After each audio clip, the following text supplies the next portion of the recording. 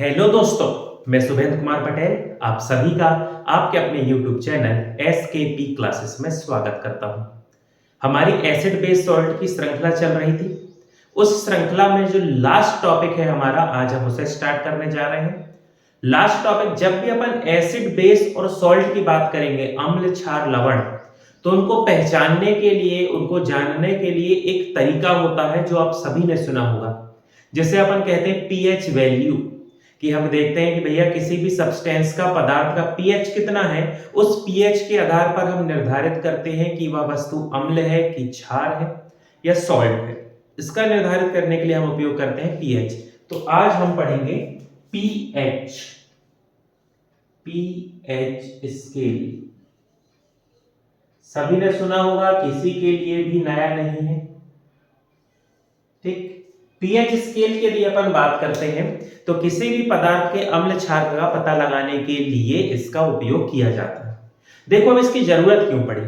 मान लो आपने कहा कि भैया अभी तक हम एसिड बेस का पता लगाने के लिए लिटमस पेपर का उपयोग कर लेते थे, मिथाइल ऑरेंज का उपयोग कर लेते थे या फेनोल्फथालीन का उपयोग कर लेते थे। बिल्कुल सही है, उनके द्वारा जो रिजल्ट दिया जाता है 100% सही होता है, उसमें कोई दिक्कत नहीं। लेकिन आप मान लो आपको HCl दे दिया जाए, हाइड्रोक्लोरिक एसिड। ठीक, समझना इस कॉन्सेप्ट को, जरूरत क्यों पड़ी इसकी।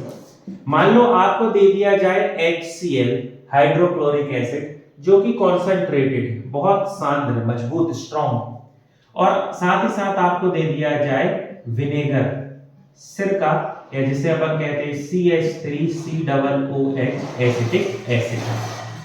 अब ये दोनों दे दिया गया और आपको कहा गया कि भैया इसको एसिड बेस का पता लगाओ, और आपने सबसे सरल तरीका अपनाया, आपने लिया लिटमस पेपर।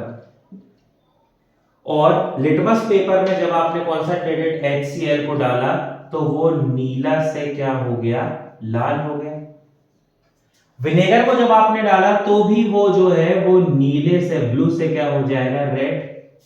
अब दोनों जो है वो कैसे हो गए, नीले से लाल हो गए, मतलब दोनों एसिड है। लेकिन क्या दोनों की कॉन्सेंट्रेशन, सांद्रता एक सी है।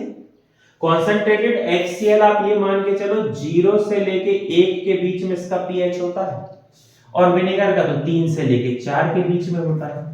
दोनों एसिड है लेकिन दोनों की रेंज अलग अलग है, और उस रेंज को लिटमस पेपर नहीं बता सकता, ना मिथाइल ऑरेंज बता सकता है, ना फेनोल्फथालीन बता सकता। वो सिर्फ ये बताएगा कि कोई भी पदार्थ अम्ल है कि क्षार, कितना मजबूत अम्ल है, कितना स्ट्रॉन्ग है, कॉन्सेंट्रेटेड है, ये नहीं बता पाएगा। तो इसी के लिए आवश्यकता पड़ी किसकी, पीएच स्केल की। अब पीएच स्केल की जो डिस्कवरी है ये भी अलग अलग जगह पर अलग अलग लिखी हुई मिलती है। ठीक, तो मैं पहले एक बेसिक बता देता हूं। इसकी पीएच स्केल की खोज 1909 में पेडर सोरेनसन, ठीक, साइंटिस्ट का नाम याद रखेंगे, पेडर सोरेनसन ने की। ये तो फिक्स है, आप कोई भी थ्योरी पे चले जाएं, कहीं कोई भी कॉन्सेप्ट पढ़े, इतना आपको लिखा मिलेगा कि 1909 में पेडर सोरेनसन ने इसकी खोज की है। और इनकी खोज इतनी बड़ी थी कि इस खोज के लिए पेडर सोरेनसन जो है वो नोबेल प्राइज के लिए नॉमिनेट भी हुए थे। नोबेल प्राइज मिला नहीं है, लेकिन इसके लिए ये जो है ये नॉमिनेट हुए थे, nominated for Nobel prize, Peder Sorensen.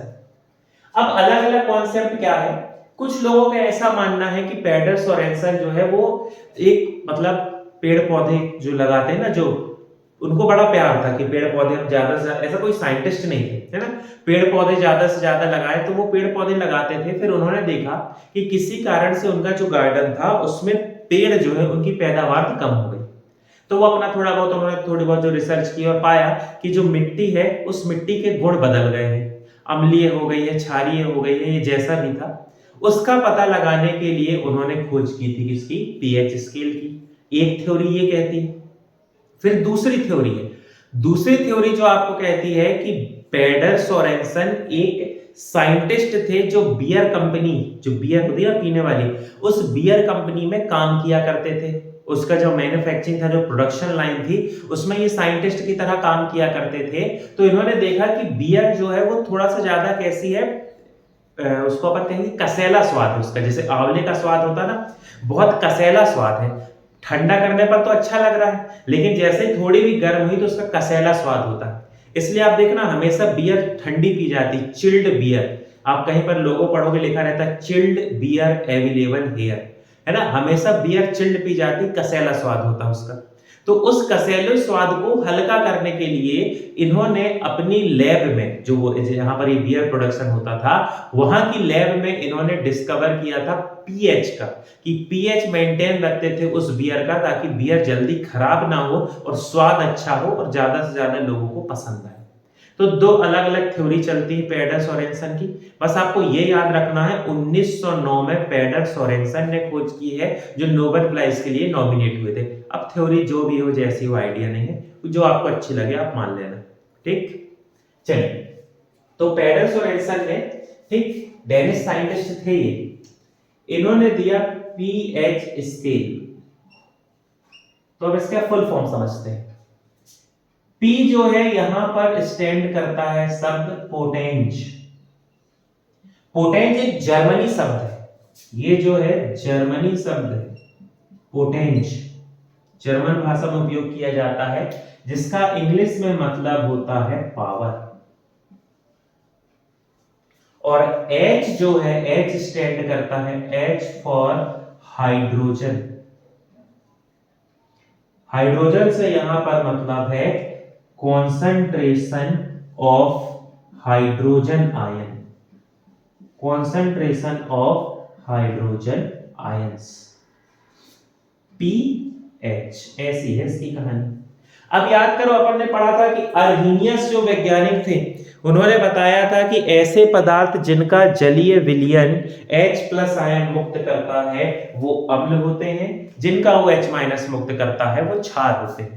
तो उसी कॉन्सेप्ट को लेकर ये जो H+ आयन है, हाइड्रोजन आयन है, जिसे अपन कहेंगे H+ आयन, इसके आधार पर पैडर सोरेनसन ने बनाई थी अपनी पीएच स्केल। ठीक, अब एक पॉइंट याद रखना, पेपर में आता है ये question, pH scale is inversely proportional to hydrogen concentration। pH scale hydrogen ion की सांद्रता के व्युत्क्रमानुपाती होती है। आता है अच्छे पेपर यदि आप दोगे ना, अच्छे मॉक टेस्ट लगाओगे तो उसमें आपको ये देखने को मिलेगा। pH स्केल जो है हाइड्रोजन आयन की सांद्रता के व्युत्क्रमानुपाती होती है। मतलब जिस विलयन में, जिस सॉल्यूशन में जितना ज्यादा हाइड्रोजन आयन होगा उसका पीएच उतना कम होगा। और आप जानते हैं जितना ज्यादा हाइड्रोजन आयन होगा वो उतना ज्यादा एसिडिक होगा। तो जो जितना ज्यादा एसिडिक या अम्लीय होगा वो पीएच उसकी वैल्यू उतनी कम होगी। ये concept pH scale is inversely proportional to hydrogen ion या हाइड्रोजन आयन कॉन्सेंट्रेशन, ये कॉन्सेप्ट को दिया था पैडर सोरेनसन ने। ठीक, इसको बहुत अच्छे से याद रखेंगे। चलिए आगे बढ़ते हैं, पैडर सोरेनसन के काम को अपन देखते हैं, समझते हैं। अब पैडर सोरेनसन ने क्या किया अपने काम पे, ये जानते थे, अर्हीनियस ने ये डिस्कवरी कर दी थी कि हम यदि किसी सब्सटेंस का जलीय विलयन बनाएंगे एक्वस सॉल्यूशन, तो दो चीजें होंगी, हो सकता है H+ आयन ज्यादा हो जाए, हो सकता है OH- आयन ज्यादा हो जाए। यदि H+ आयन ज्यादा है तो वो क्या कहलाता था, एसिड, या उसे अपन कहते थे अम्ल। और यदि मान लो उस विलयन में OH- आयन ज्यादा हो गया तो वो कहलाता है बेस, या वो कहलाता है क्षार। जब किसी सब्सटेंस या पदार्थ का जलीय विलयन बनाया जाता है तो उसमें H+ और OH- दोनों उपस्थित होते हैं, चाहे वो अम्ल हो चाहे वो क्षार हो। एसिड में भी H+ OH- आयन रहेंगे, बेस या क्षार में भी H+ और OH- आयन रहेंगे, क्योंकि हम उनका जलीय विलयन बनाते हैं। एक्वस सॉल्यूशन मतलब उसे हम पानी में घोलते हैं, और जब पानी में घोलेंगे तो सीधी सी बात है H+ और OH- दो आयन बनेंगे, फिक्स है। अब बात ये आती है कि मान लो उस सब्सटेंस या पदार्थ में H+ आयन ज्यादा है, OH तो है, OH कम है, H प्लस ज्यादा है तो वो कहलाएगा एसिड। मान लो उस सब्सटेंस में H प्लस तो है लेकिन OH बहुत ज्यादा है तो वो क्या कहलाएगा, बेस। तो इसी कॉन्सेप्ट को लेकर पैडल सोरेनसन ने हाइड्रोजन आयन की सांद्रता को टारगेट किया, है ना। ऐसा नहीं कि उनको OH से कोई लेना देना नहीं था, उन्होंने ये कहा कि यदि H प्लस आयन ज्यादा है मतलब वो सब्सटेंस क्या है, एसिडिक है, और H प्लस आयन यदि कम है मतलब वो सब्सटेंस बेस। उन्होंने OH को नहीं लिया, उन्होंने ये नहीं कहा कि OH माइनस ज्यादा है तो बेस है, उन्होंने कहा नहीं, यदि H प्लस आयन कम है तो वो क्या है, बेस। उस कॉन्सेप्ट पर उन्होंने बनाई है पीएच स्केल। ठीक, पीएच स्केल तो खैर सभी जानते हैं, जल्दी से देख लेते हैं। पीएच स्केल जो है ये स्टार्ट होती है 0 से और होती है कहां तक, 14 तक। बीचों बीच इसके एक न्यूट्रल पॉइंट होता है 7 पर। ठीक, अब यहां से कहानी समझो, सिंपल है। यदि कोई ऐसा सब्सटेंस या पदार्थ है जिसका पीएच 0 से लेके 7 के बीच में है तो वो कहलाता है एसिडिक, या उस सब्सटेंस को, उस पदार्थ को अपन कहते हैं अम्लीय। ऐसे पदार्थ जिनका पीएच 7 से 14 के बीच में है वो कहलाते हैं एल्कलाइन, या उन्हें अपन कहते हैं क्षारीय। और ऐसे पदार्थ जिनका पीएच फिक्स 7 है वो कहलाते हैं न्यूट्रल, या वो होते हैं उदासीन। ना तो भैया वो एसिड है ना बेस है, वो क्या होते हैं, आप समझ गए होंगे, सॉल्ट, जो क्या होते हैं, न्यूट्रल, उदासीन होते हैं। ठीक, अब जिस ऐसे सब्सटेंस जिसका पीएच 0 है, पीएच 0 समझना, यही उन्होंने पैडल सोरेनसन ने कहा था, है ना, इनवर्सली प्रोपोर्शनल होते हैं। जिसका पीएच 0 है, यदि पीएच 0 है मतलब वो सबसे ज्यादा अम्लीय होगा, वो क्या होता है, सर्वाधिक अम्लीय। ये जो सब्सटेंस है ये होता है मैक्सिमम एसिडिक। ठीक, यदि पीएच क्या है 0, एक बार में चेक कर लो ग्रीन कलर दिख रहा है कि नहीं, हाँ आ रहा है समझ में। ठीक, फिर यदि अपन बात करें, यदि कोई सब्सटेंस है जिसका पीएच 14 है, पीएच 14 है मतलब वो पदार्थ होता है सर्वाधिक क्षारीय। ये जो सब्सटेंस है ये होगा मैक्सिमम एल्कलाइन, सर्वाधिक क्षारीय। और साथ तो आपने देख लिया उदासीन। जैसे जैसे सब्सटेंस या पदार्थ 0 से 7 की तरफ जाएगा, ठीक, 0 से 1 2 3 4 5 6 7 की तरफ जाएगा, उसकी अम्लीयता कम होती जाएगी।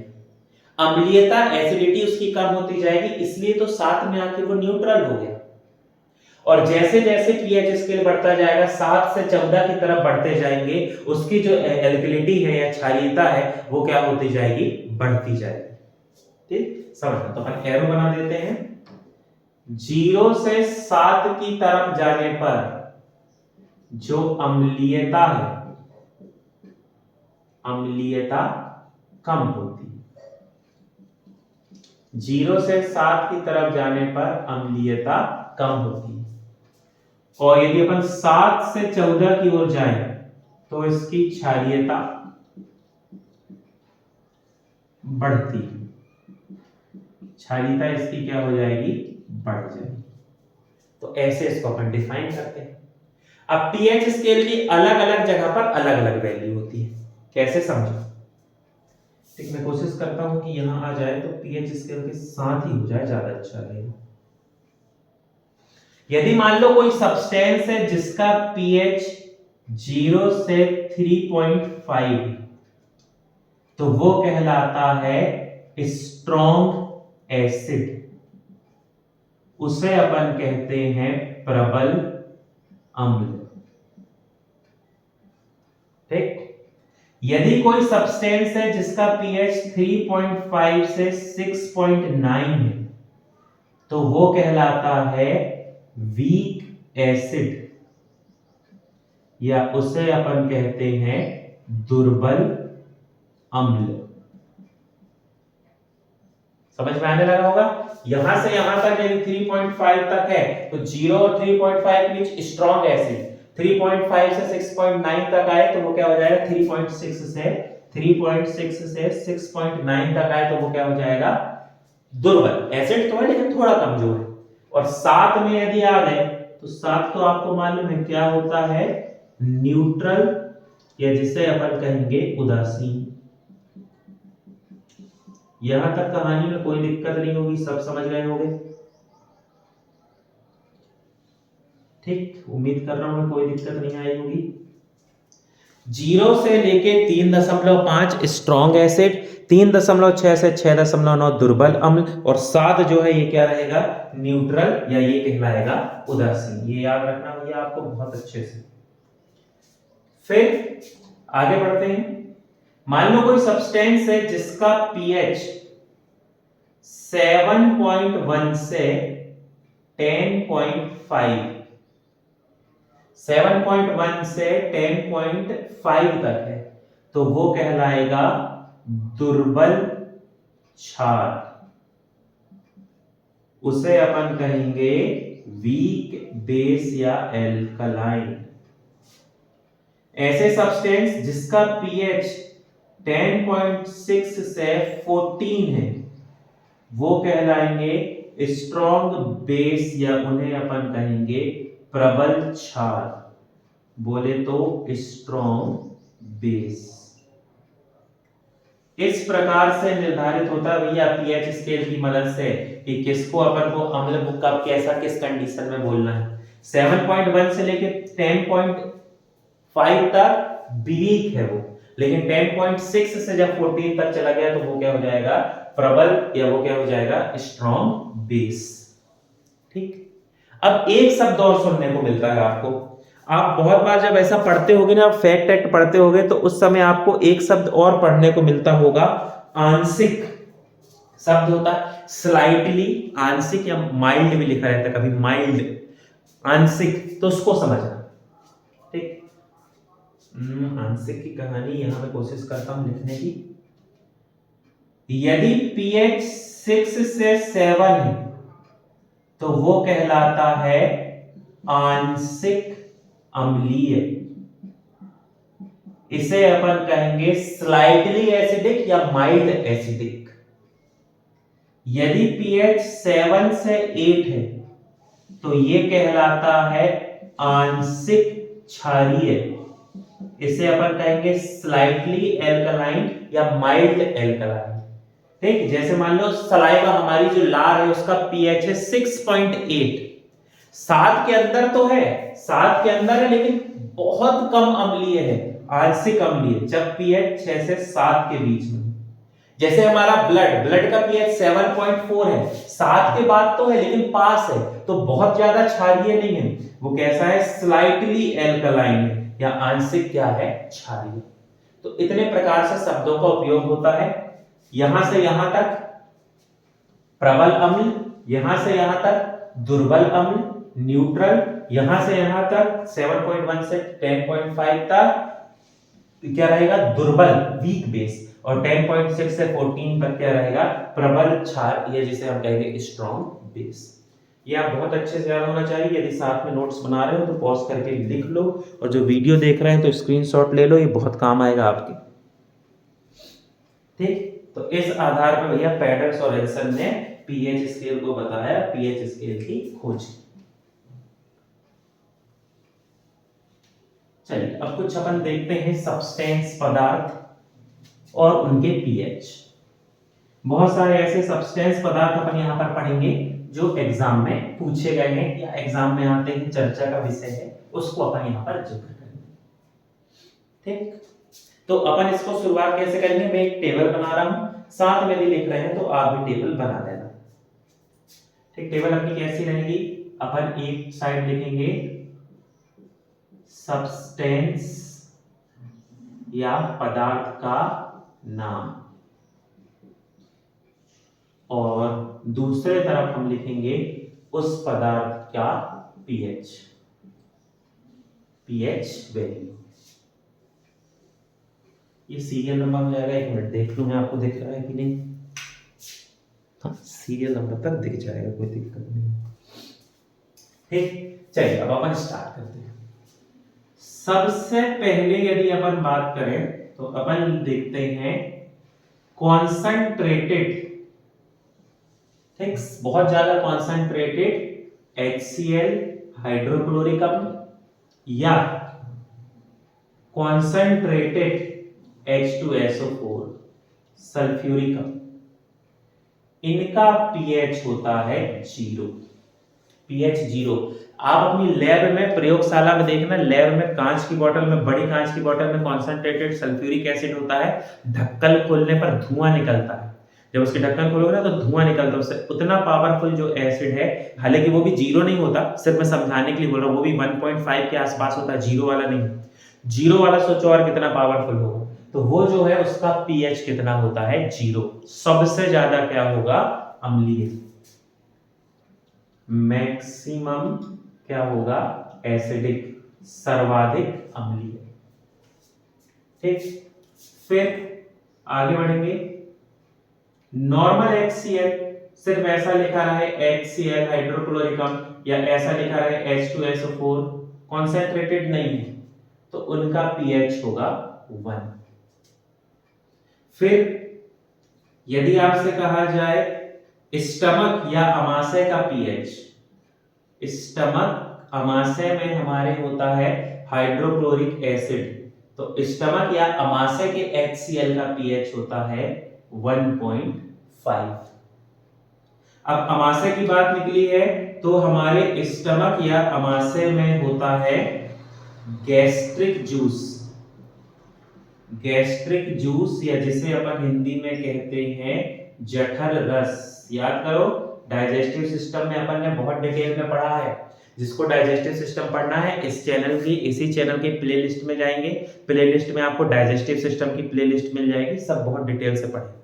तो वहां पर गैस्ट्रिक जूस जो है इसका पीएच होता है 1.8, 1.8। ये भी कैसा है, एसिडिक। ठीक, फिर आगे बढ़ेंगे। अब यदि अपन बात करें नींबू रस की, नींबू पानी नहीं, कंफ्यूज नहीं होना, नींबू रस, लाइम जूस,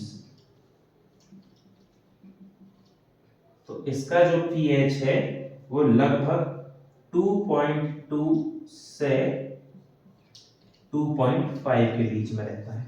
ठीक, वैसे ही आएगा, अप्रोक्स पूछता है, फिक्स की दिक्कत नहीं है, बिल्कुल नहीं घबराना। 2.2 से कहां पर रहेगा वो, 2.5 के बीच। मैं उसी को कंटिन्यू कर रहा हूं, समझ जाना है ना। सब्सटेंस है और फिर उसके बाद क्या रहेगा, उसका पीएच। सब्सटेंस का नाम, उसका पीएच। ठीक, अब आगे बढ़ते हैं। जैसे अपन बात करते हैं विनेगर, या जिसे अपन कहते हैं सिरका, तो ये जो विनेगर या सिरका है, इस सिरके का पीएच होता है 3। ठीक, 3.0 से 3.4 चाहो तो लिख लो, बाकी 3 भी यदि आप याद रखते हो तो कोई दिक्कत नहीं, 3 उसका सही रहता है। ठीक, फिर अगला बियर, बियर पहचान में, यही पैडर सोरेंसन वाली, तो इस बियर का पीएच होता है 4। बियर जो है फिक्स है ना, फिक्स से ही बहता है, वैसे उसका पीएच होता है 4। फिर आगे बढ़ेंगे। अगला टमाटर, टमाटर में क्या होता है, ऑक्सैलिक एसिड, एसिड है मतलब पीएच उसका एसिडिक ही होगा। इसका पीएच होता है 4.1 से 4.4। ठीक, ऑक्सैलिक एसिड होता है ना, जैसे नींबू का रस का क्यों पीएच है, क्योंकि इसमें क्या होता है, सिट्रिक एसिड, सिट्रिक एसिड के कारण इसका पीएच जो है वो बहुत क्या होता है, अम्लीय होता है। फिर आगे बढ़ेंगे। अब अपन बात करते हैं कॉफी की। कॉफी का पीएच जो है ये होता है 5। कैफीन जो होता है उसका पीएच क्या होता है 5। ठीक, एसिडिक होती है, इसलिए देखना खाली पेट कॉफी वॉफी जो पीता है ज्यादा उसकी गैस बनती है, एसिडिटी होती है, क्योंकि कॉफी नेचर में कैसी होती है एसिडिक। ठीक, फिर आगे बढ़ेंगे। चाय के लिए अपन बात करें तो चाय भी जो है वो एसिडिक होती है, चाय का नेचर भी एसिडिक होता है। कोल्ड ड्रिंक की बात करें, सॉफ्ट ड्रिंक्स या कोल्ड ड्रिंक्स की बात करें तो उनका पीएच होता है 6। उसका भी रीजन है, कोल्ड ड्रिंक में क्या होता है कार्बोक्सिलिक अम्ल, H2CO3 कार्बोक्सिलिक अम्ल होता है, इसलिए ये भी कैसे होंगे एसिडिक होंगे। ठीक, फिर यदि अपन बात करते हैं दूध की, मिल्क, तो मिल्क का जो पीएच है वो होता है 6.4। ठीक, मिल्क का पीएच 6.4। मिल्क में कौन सा एसिड होता है लैक्टिक एसिड। बिल्कुल कंफ्यूज नहीं होना, बिल्कुल बहुत ज्यादा रटने नहीं, हाँ थोड़ा रटना पड़ेगा, मैं ये नहीं कह रहा हूं कि बिना रटे काम हो जाएगा, लेकिन बहुत नहीं रटना पड़ेगा। देखो, नींबू रस में सिट्रिक एसिड है, एसिडिक होगा। टमाटर में ऑक्सैलिक एसिड है, एसिडिक होगा। सॉफ्ट ड्रिंक कोल्ड ड्रिंक में कार्बोक्सिलिक अम्ल है, एसिडिक होगा। मिल्क में लैक्टिक एसिड है तो वो भी क्या होगा एसिडिक होगा। ठीक, ऐसे आप लॉजिक के साथ उसको याद करोगे तो दिक्कत नहीं जाएगी आपको। ठीक, फिर यदि अपन बात करते हैं अपनी सलाइवा की, लार या सलाइवा, तो हमारी जो लार या सलाइवा है इसका पीएच होता है 6.8। अब मैं नेचर नहीं लिख रहा था ना, अभी अपन ने टेबल बना के प्रॉपर समझा है, तो आप दिमाग लगा लेना कि भैया ये जो विनेगर तक जो है 6 नंबर तक विनेगर तक वो सब प्रबल अम्ल है, स्ट्रॉन्ग एसिड। फिर 4 से लेके अपन ने जो बियर का जो 4 दिया है 7 नंबर से लेकर जो 12 नंबर तक लिखे हैं वो दुर्बल अम्ल है, वो सब क्या है वीक एसिड है। और उसमें से यदि अपन इन दोनों की बात करें तो ये 6 से 7 के बीच में है, तो ये दोनों आंशिक अम्लीय है, स्लाइटली एसिडिक है। तो मैं ये सब नहीं लिखूंगा, मैं उम्मीद मान के चल रहा हूं कि आपको ये याद हो गया होगा। ठीक, चलिए आगे बढ़ते हैं। ये यहां तक अपन 6.8 तक पहुंच गए। अब चलिए आगे बढ़ते हैं। कोशिश करता हूं ऐसे मिटाएं तो इसी में लिख लेंगे अपन। कितने हो गए 12 हो गए ना।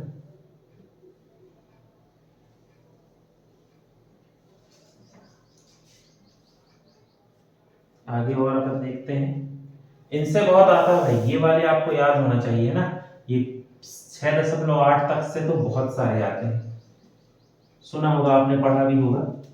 चलिए इसको मिटा देते हैं, देखेंगे जरूरत पड़ेगी तो। हाँ, आगे बढ़ते हैं, 12 तक हो गया। अब 13 नंबर तो आप समझ ही गए होंगे, 6.8 तक पहुंच गए हो तो डिस्टिल्ड वाटर। डिस्टिल्ड वाटर या जिसे अपन हिंदी में कहते हैं आसुत जल।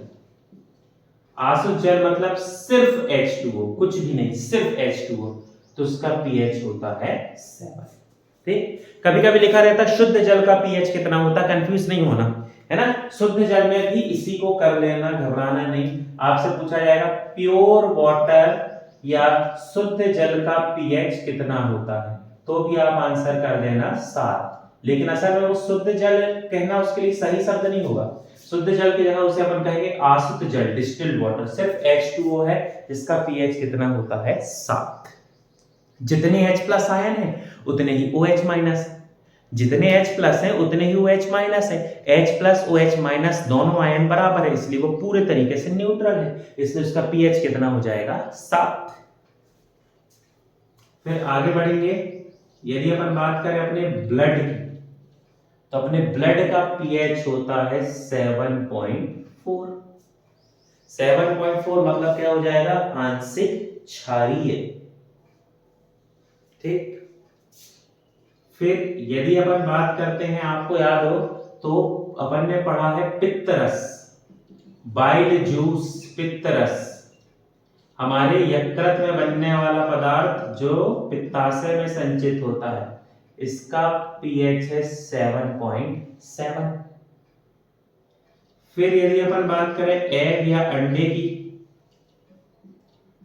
तो अंडा का पीएच होता है 7.8। ठीक। फिर यदि अपन बात करते हैं टूथपेस्ट की, टूथपेस्ट, तो इसका पीएच होता है 8। ठीक है। बेकिंग सोडा मिलाते हैं टूथपेस्ट में एसिडिक करने के लिए ताकि दांत सुरक्षित रहे। वो कॉन्सेप्ट आगे पढ़ेंगे अपन जब पीएच इन डेली लाइफ पढ़ेंगे। ठीक। तो टूथपेस्ट का पीएच कितना हो गया, तो इसका पीएच होता है 8। फिर आगे बढ़ेंगे बेकिंग सोडा, बेकिंग सोडा, इसका पीएच होता है 8.4। फिर बेकिंग सोडा है तो उसके बाद वॉशिंग सोडा भी होगा, धोने का सोडा, खाने का सोडा के बाद, इसका पीएच होता है 8.5। फिर आगे बढ़ेंगे, अगला सब्सटेंस यदि अपन देखें तो वो है milk of magnesia, magnesium hydroxide, milk of magnesia, इसका पीएच होता है 10.4। ठीक। प्रबल स्ट्रॉन्ग होने वाला, लेकिन स्ट्रॉन्ग नहीं, माइल्ड होता है, हमारे नुकसान नहीं पहुंचाता, इसलिए एंटी एसिड के रूप में उपयोग करता है। पेट में किसी की एसिडिटी होती है तो जो गोली दी जाती है उसमें मैग्नीशियम हाइड्रोक्साइड होता है, मिल्क ऑफ मैग्नीशिया। फिर उसके बाद सी वाटर, समुद्र का पानी। ठीक। ये भी लगभग 10.8। फिर उसके बाद अमोनिया, NH3 या अमोनिया जिसे अपन कहते हैं 11.4। ये सब बहुत जरूरी है, ये जो अलग टाइप की चीज आ रही है बीच बीच में ना, इसको याद रखना, अमोनिया 11.4। ठीक। फिर नींबू पानी, वो नींबू का रस था, लाइम जो सिट्रिक एसिड था, एसिडिक था, नींबू पानी का पीएच होता है 12, क्योंकि पानी है, मिनरल्स है, नींबू डाला, शक्कर डाला, नमक डाला, उसमें क्या हो गया, मिनरल्स या खनिज की मात्रा बढ़ गई। खनिज की मात्रा बढ़ने की वजह से वो कैसा हो गया, एल्कलाइन या क्षारीय। कंफ्यूज नहीं होना, वो नींबू रस था, सीधे नींबू को अपन ने निचोड़ा, रस निकला, सिट्रिक एसिड एसिडिक है। ये पानी है, पानी में नींबू का रस डाला, शक्कर डाला, फिर उसमें नमक डाला तो क्षार हो गया वो, क्योंकि मिनरल्स। फिर उसके बाद यदि अगर बात करें तो sodium hydroxide, NaOH, sodium hydroxide का पीएच होता है 13। और फिर यदि अपन बात करें तो कॉन्सेंट्रेटेड सोडियम हाइड्रोक्साइड, इसका पीएच होता है 14।